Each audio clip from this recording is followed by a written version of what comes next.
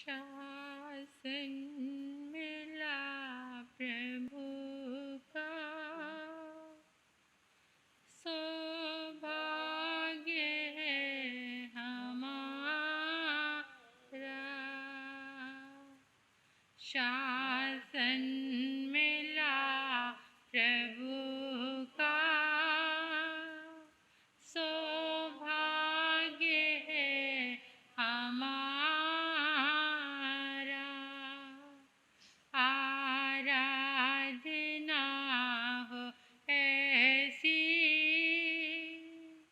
फिर ना ले जन्म दोबारा। आराधना हो ऐसी, फिर ना ले जन्म दोबारा। शासन मिला प्रभु का, सौभाग्य है हमारा। शासन मिला प्रभु का, सौभाग्य है हमारा।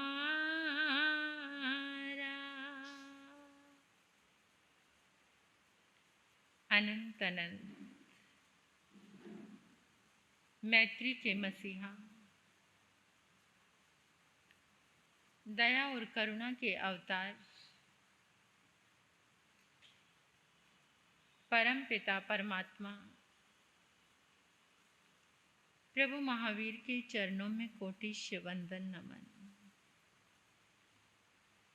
अरिहंत परमात्मा श्री मंदिर स्वामी भगवान के पावन चरणों में कोटिश्य वंदन। परम दयालु, परम कृपालु, कर्नाटक गढ़ केसरी आराध्य गुरुदेव के चरणों में कोटिश्य वंदन नमन। तप का दिव्य वरदान देने वाले मम आराध्य गुरुवर्या श्री प्रवेश कुमारी जी महाराज साहब के चरणों में कोटिश्य वंदन नमन। 311 उपवास द्वारा विश्व कीर्तिमान स्थापित करने वाले, जिन शासन की अद्भुत प्रभावना करने वाले तपाचार्या, तप चक्रेश्वरी, उप परिवर्तनी गुरनी मैया श्री मोहन माला जी महाराज साहब के चरणों में वंदन नमन। मेरे जीवन पर अनंत उपकार करने वाले, धर्म का दिव्य दान देने वाले आराध्य गुरनी मैया के चरणों में वंदन करती हूँ, नमन करती हूँ। स्नेहिल प्रिय छोटी साधवियाँ, इस पावन प्रांगण में आए परमात्मा के प्यारे प्यारे भक्तों, हृदय के आंगन में आप सभी का स्वागत करती हूँ, अभिनंदन करती हूँ। आप सभी की श्रद्धा का अनुमोदन, आप सभी के सुंदर भावों का धन्यवाद देती हूँ। आपके पुरुषार्थ को, आपके श्रम को आपने सुबह का ये वक्त निकाला धर्म आराधना के लिए। धर्म एक द्वीप है इस संसार में, जो सागर में डूबने से बचाता है। धर्म एक दिया है जो हमारी जिंदगी को आलोकित करता है, प्रकाश करता है। कुछ भी छोड़ देना दुनिया में, लेकिन धर्म को कभी मत छोड़ना। जो धर्म को नहीं छोड़ते, धर्म सदैव जन्मों जन्मों में उनकी रक्षा करता है, संरक्षण देता है, जीवन को सुखद बनाता है। आज मैं आपको दुनिया के सबसे बड़े ज्योतिषी से मिलाना चाहती हूँ। आपके बीच में बहुत सारे लोग ऐसे होंगे, जब विपरीत परिस्थिति आती है जीवन में, तो अपनी जन्म कुंडली लेकर कहाँ पर भागते हो? कहाँ भागते हो? किसी न किसी एस्ट्रोलॉजर के पास जाते हैं, किसी ज्योतिषी के पास जाते हैं, जन्म कुंडली दिखाते हैं, उसके लिए उपाय करते हैं, बहुत सारा कुछ करते हैं। कैसी दशा है राहु की, केतु की, शनि की, मंगल की, ये सब चीजें हम करते हैं। लेकिन कुछ समय के बाद ग्रह फिर बदल जाते हैं। जितनी देर के लिए उपाय किया उतनी देर के लिए कुछ आपको रिलीफ महसूस होता है, उसके बाद आप फिर परेशान हो जाते हैं। ये जिंदगी उतार चढ़ाव का ही नाम है, कभी ऊपर चढ़ना, कभी नीचे गिरना। जब मन की स्थितियां एक जैसी नहीं रहती, एक पल में हमारा मन कुछ होता है, दूसरे पल कुछ हो जाता है। थोड़ी देर पहले जिंदगी में मन में खुशी महसूस हुई और शाम के वक्त मन उदास हो जाता है। एक एक पल में परिवर्तन होता है। दुनिया की हर चीज बदल रही है हर क्षण में। इस भूल से बाहर निकल जाना कि मैं एक जैसी जिंदगी जी सकता हूँ, एक जैसे क्षण मेरे जीवन में आ सकते हैं, एक जैसे क्षण जीवन में नहीं आते। जितना उपक्रम, जितना पुरुषार्थ, जितना श्रम आपने ज्योतिषी के पास जाने में किया, क्या कभी किसी की दुआएं लेने में किया? उतना श्रम आपके जिंदगी के सारे विघ्नों को काटने वाला एक बहुत बड़ा ज्योतिषी है। एक कथानक के माध्यम से मैं आपको समझाना चाहती हूँ और ये सत्य घटना है। गुजरात में खंभात नाम का एक नगर है, एक शहर है खंभात। खंभात में एक व्यक्ति रहता था। उसने जीवन में बहुत परिश्रम किया। वो बहुत ईमानदार था, बहुत सत्य पे चलने वाला था, बहुत असूलों वाला था, बहुत धार्मिक था। लेकिन इतना कुछ होने के बाद भी उसे जिंदगी में कभी धन नहीं मिला। वो धन से संपन्न नहीं था। एक दिन उसने अपने बेटे को अपने पास बुलाया और कहा, बेटा, मैं विरासत में तुझे कुछ मकान नहीं दे सकता, दुकान नहीं दे सका, कुछ बैंक बैलेंस नहीं दे सका, लेकिन मैं तुझे एक चीज देकर जाना चाहता हूँ, बहुत बड़ा आशीर्वाद देना चाहता हूँ कि अगर तू मिट्टी को भी हाथ लगाएगा तो वो मिट्टी भी सोना बन जाएगी। विश्वास रखना बेटा, मैं तुझे इतना बड़ा आशीर्वाद देना चाहता हूँ कि यदि तू धूल को भी छुएगा वो धूल भी एक दिन सोना बन जाएगी। इतना कहकर बेटे ने पिता के आगे हाथ जोड़ दिए।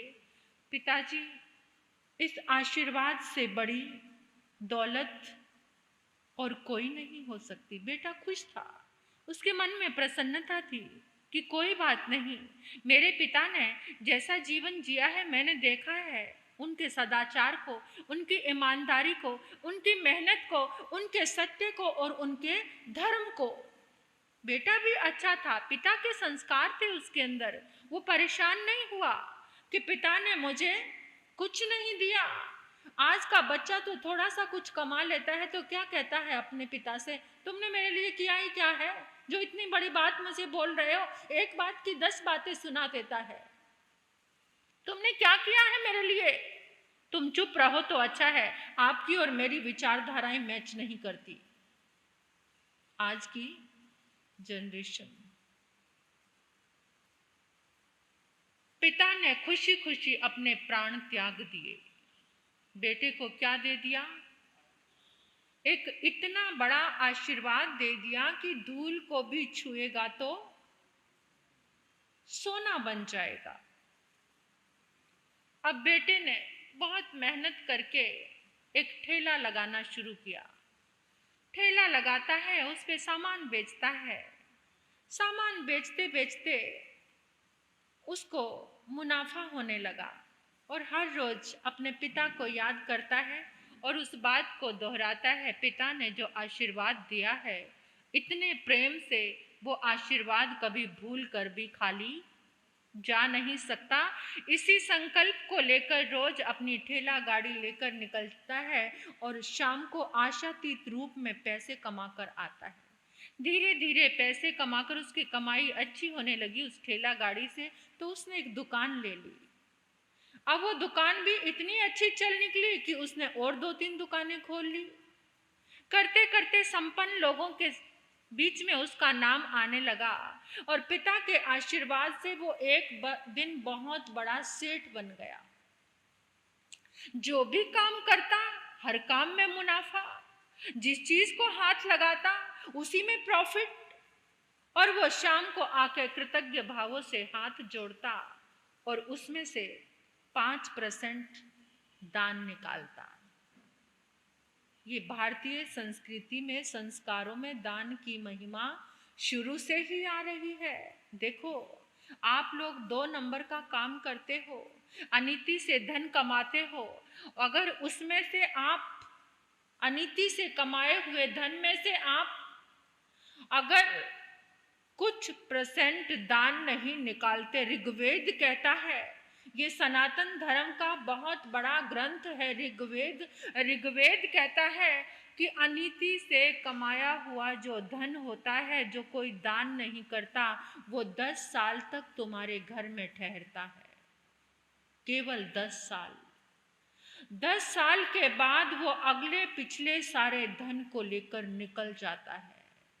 कहीं फैक्ट्री में आग लग जाएगी, रेड पड़ जाएगी, कोई ऐसी बीमारी आ जाएगी जिसमें तुम्हें सारा का सारा घर धुल जाएगा, सारा का सारा पैसा खत्म हो जाएगा। ये ऋग्वेद कहता है, ये मेरी बात नहीं है। अनीति से कमाया गया धन केवल 10 साल ठहरता है। अगर तुमने उसमें से दान कर दिया तो फिर वो धन कहीं पर भी, क्योंकि दान से क्या मिलती है? दुआ। दान से जिस चीज के पीछे दुआ होती है वो चीज कभी घटती नहीं, और जिस चीज के पीछे दर्द होता है वो चीज कभी बढ़ती नहीं। याद रखना इस बात को। तुम्हारे घर में जो अन्न आता है, तुम्हारे घर में जो वस्तु आती है, वो दर्द से आती है या दुआ से आती है? याद रखना इस बात को। दर्द कैसा?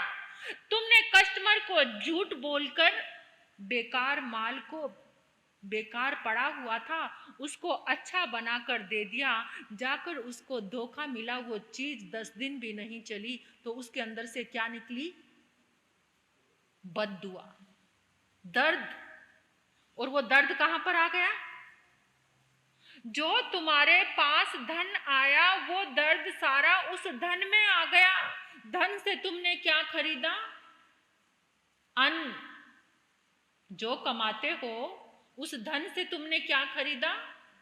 अन्न खरीदा। और वो अन्न का प्रभाव किस पर गया? मन। मन से मन स्वस्थ है तो तुम्हारा तन भी स्वस्थ है। अगर मन अच्छा नहीं है तो तन भी रोगी। रोग आ गया और तुम्हें कहां पर शरीर में रोग आ गया, कहां जाना पड़ा? जिस दर्द से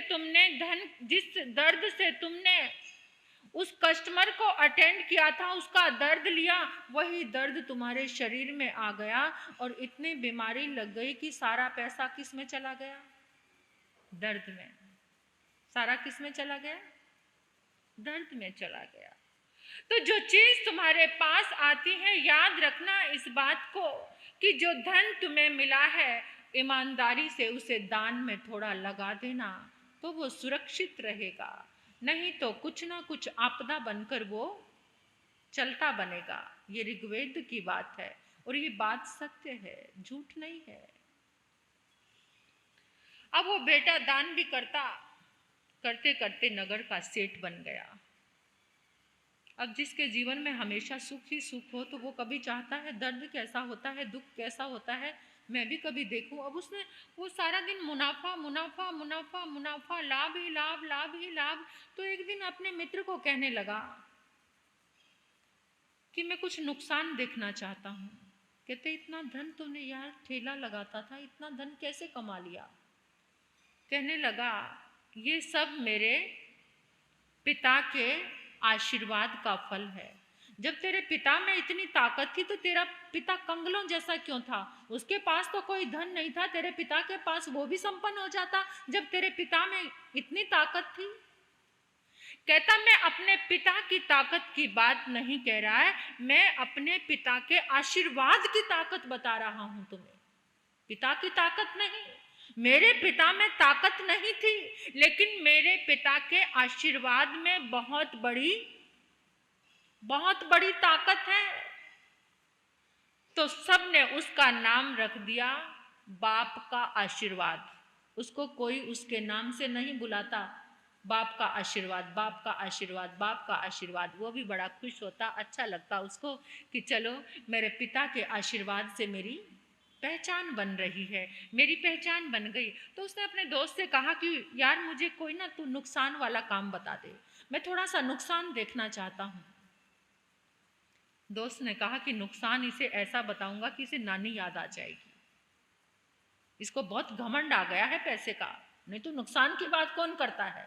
इसको पैसे की बड़ी गर्मी आ गई है, इसकी गर्मी निकालनी बहुत जरूरी है। तो उसने कहा कि तू देख, अगर नुकसान देखना चाहता ना तो एक काम कर, क्या तू ऐसा कर, भारत से लौंग खरीद और अफ्रीका में जंजीबार एक टापू है, वहाँ पर लौंग ही लौंग होते, लवंग होते हैं ना, ये जो हम जाप करते हैं, लौंग बहुत सारी चीज़ों में काम आते हैं, मिर्च मसालों में भी लौंग का प्रयोग किया जाता है।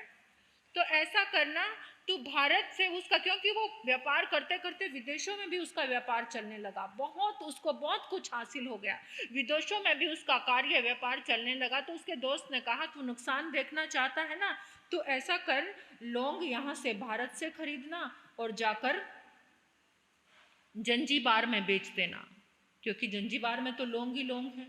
वहाँ से लौंग आते आते यहाँ कम से कम भी 18-19% उसका रेट बढ़ जाता है, इतना ज़्यादा मतलब। और वहाँ जो लौंग का ही देश होगा, यहाँ से खरीद कर लेके जाएगा तो उसे क्या मिलेगा? कुछ भी नहीं मिलेगा। तो उसने ऐसा ही किया, अपने जहाज़ भर लिए यहाँ से लौंग के और चल पड़ा अफ्रीका के जंजीबार द्वीप में और पहुँचा वहाँ पर। तो उसने सोचा कि सबसे पहले यहाँ के सम्राट से मिल लिया जाए, सुल्तान था वहाँ का राजा। तो अब वो थोड़ा सा समुद्र के किनारे रेत को पार करके आगे जहाँ नगरी शुरू होती थी, सुल्तान का महल था, तो वो उस रेत को पार करने लगा, पैदल ही चल पड़ा। वो सोचा थोड़ी मेहनत हो जाएगी, जहाज से उतरा, पैदल चला। चलते चलते देखा सामने से काफिला सा आ रहा है, पता चला कि राजा जो सुल्तान है वो स्वयं आ रहा है, और सुल्तान के साथ जो सैनिक हैं, उन सैनिकों के हाथ में ना कोई तलवार ना कोई बंदूक, उनके हाथों में बड़ी बड़ी छलनी है। वो बड़ा असमंजस कि उसने प्रणाम किया, प्रणाम करके और कहने लगा कि मैं ऐसे अमुक भारत से मैं आया हूँ और गुजरात में खंबात नाम की जगह है, वहाँ से आया हूँ और मैं आपको प्रणाम करता हूँ। तो ऐसे बातचीत के सिलसिले में उन्होंने पूछा कि तुम यहाँ पर किस लिए आए हो? कहने लगा कि मैं यहाँ पर लौंग बेचने आया हूँ, लौंग बेचने आया हूँ। सुल्तान ठहाका मार के हंस लगे, अरे मूर्ख, ये तो लौंग का देश है, यहाँ से लौंग बाहर निर्यात होता है और तुम यहाँ पर बेचने के लिए आ गए। तुम्हें पता है कि कौड़ी के भाव में जाएंगे तुम्हारे लौंग?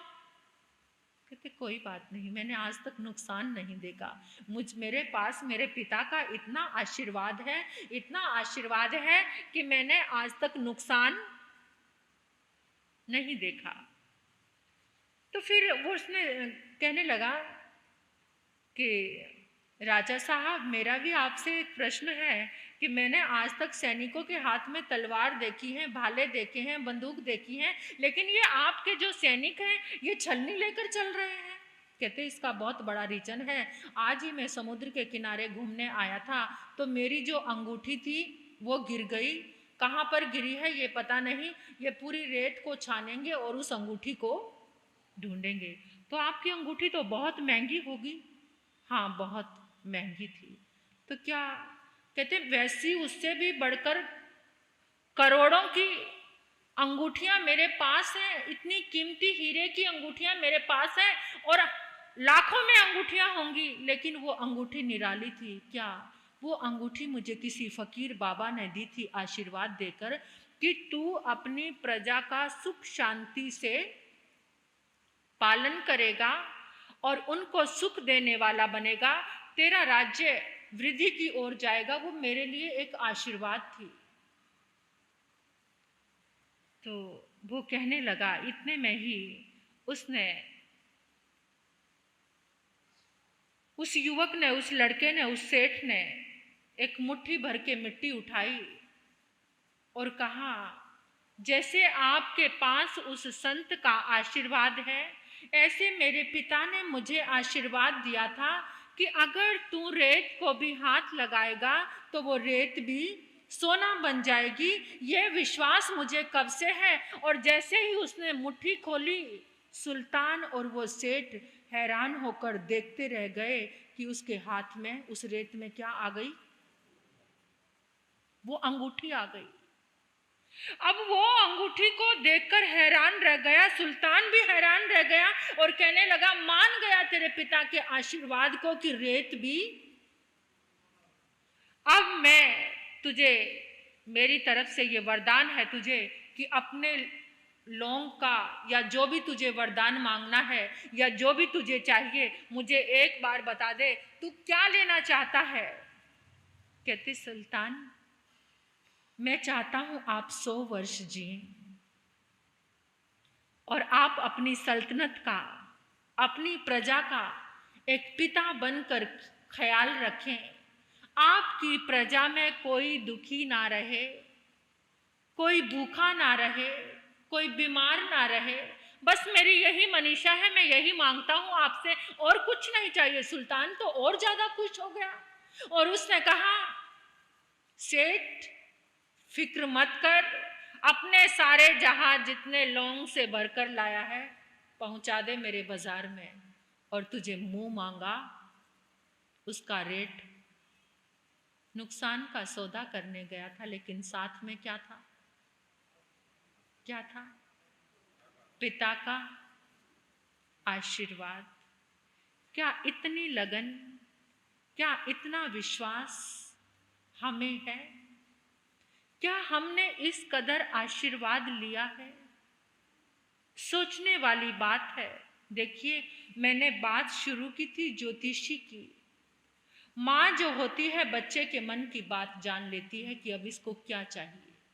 माँ बच्चे के मन की बात जान लेती है कि इसको क्या चाहिए, और पिता बच्चे का भविष्य संवारता है। अपने सारे जिंदगी में मेहनत करके वो अपने बच्चे का भविष्य,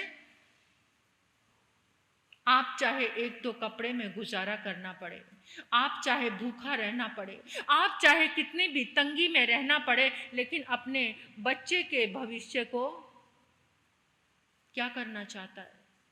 सेव करना चाहता है। बच्चे के भविष्य के लिए पिता इतनी मेहनत करता है। तो सबसे बड़ा ज्योतिषी कौन हुआ? कौन हुआ?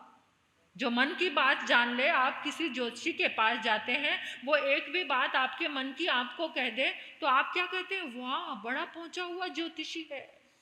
और आपकी माँ आपके मन की बात जानती है, और आपके पिता आपका भविष्य संवारते हैं। तो सबसे बड़े दुनिया में ये दो ही ज्योतिषी हैं। अगर इनका आशीर्वाद मिल गया, अगर इनका आपको क्या मिल गया? दुआ मिल गई। इनकी दुआ मिल गई तो जिंदगी में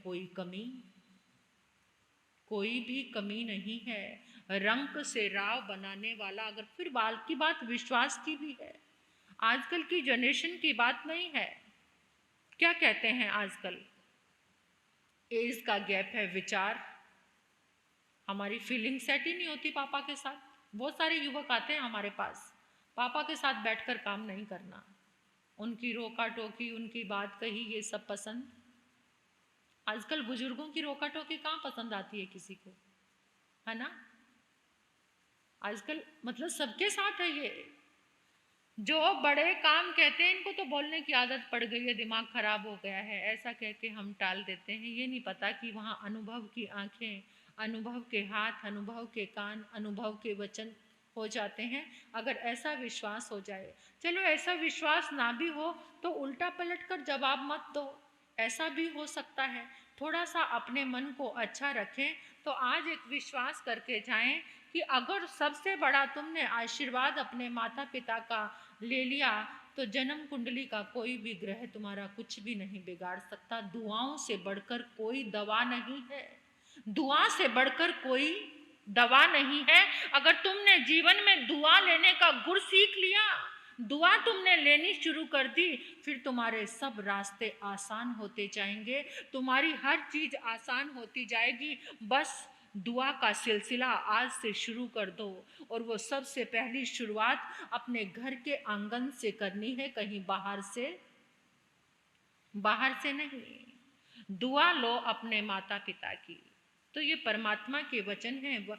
समय देखिए, सबसे बड़ा माता पिता का भक्त भगवान महावीर था, उससे बड़ा कोई भी नहीं हो सकता।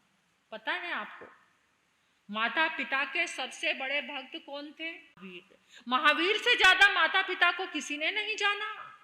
गर्भ के अंदर ही प्रतिज्ञा कर ली कि माँ को मेरा हिलने डुलना बंद करने से भी परेशानी हो गई तो मैं माँ के सामने दीक्षा, मेरी माँ को दर्द होगा बहुत, वो सहन नहीं कर पाएगी।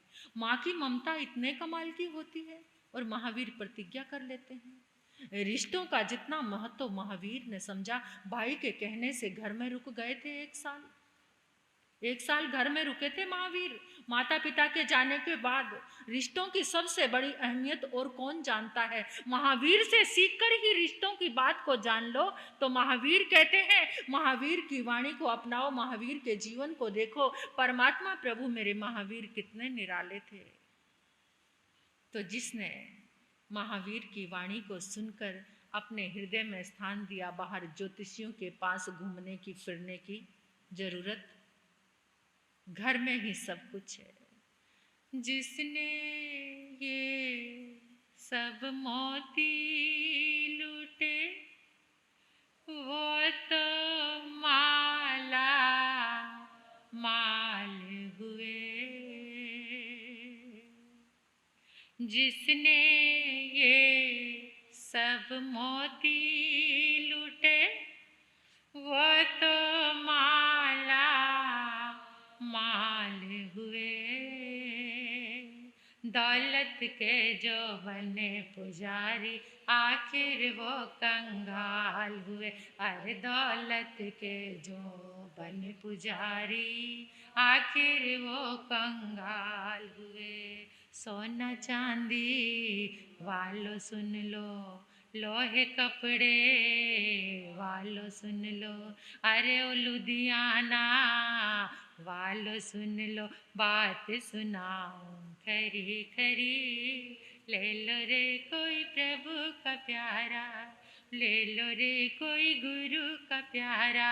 शोर मचाऊं गली गली, वीर नाम के हीरे मोती, प्रभु नाम के हीरे मोती मैं बिखराऊं गली गली।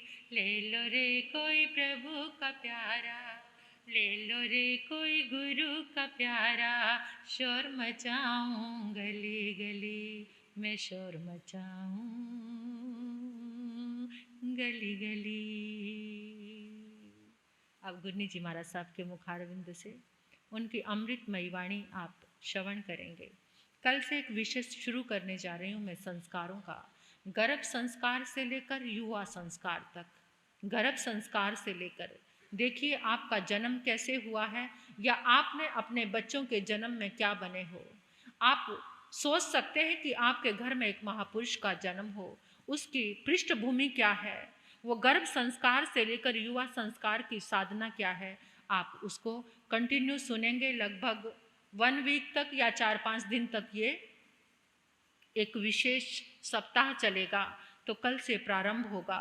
संस्कार क्या है, गर्भ संस्कार क्या है, जन्म संस्कार क्या है, बाल संस्कार क्या है, युवा संस्कार क्या है। अपनी बहुओं को लेकर आना, और जो नई बहू हो उसके लिए सुनना तो बहुत ही आवश्यक है।